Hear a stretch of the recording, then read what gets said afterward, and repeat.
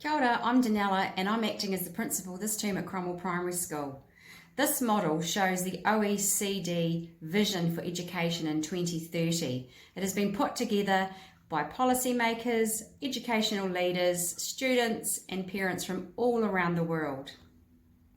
The New Zealand curriculum is being refreshed over the next 5 years. This year, we started off looking at the New Zealand Histories curriculum, which has been drafted and trialled and will be ready for introduction into all New Zealand schools from the start of 2022.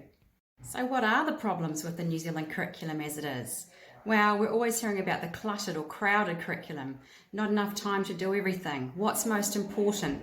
It's not really clear. So having some clear priorities and having it a bit decluttered will make a big difference to teachers. There's also a lack of continuity between the primary and secondary sectors, and we'd really like things to flow for learners from one to the other. There's also, we have progressions within the levels of a content knowledge, but there's no progression with the competencies, which are just as important. So this needs addressed. There's a lack of coherence across learning areas as well, and the bicultural aspect of our curriculum needs strengthened.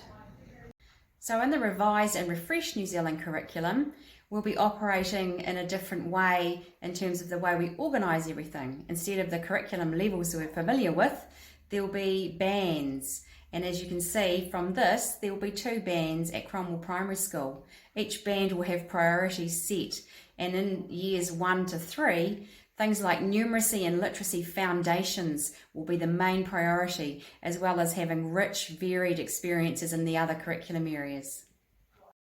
All the curriculum areas in the New Zealand curriculum will look like this. They'll have an understand, a know and a do component. In this way, it'll allow us to build in the competencies that we see as critically important for 21st century learners.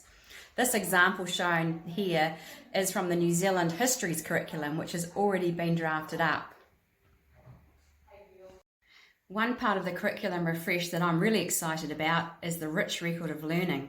So they hope to create an online portal that will store your child's progress and achievement records.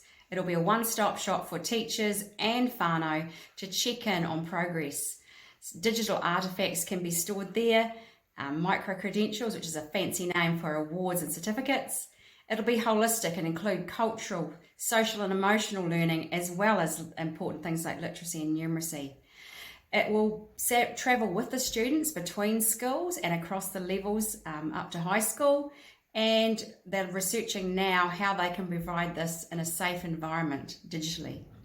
The curriculum refresh is planned to be staged over the next 5 years. It started this year with a close look at the New Zealand Histories curriculum, and it will be rolled out in stages. There'll be lots of consultation. Teachers and schools will have an opportunity to trial parts of the curriculum and give feedback before it's finally implemented across New Zealand by 2025.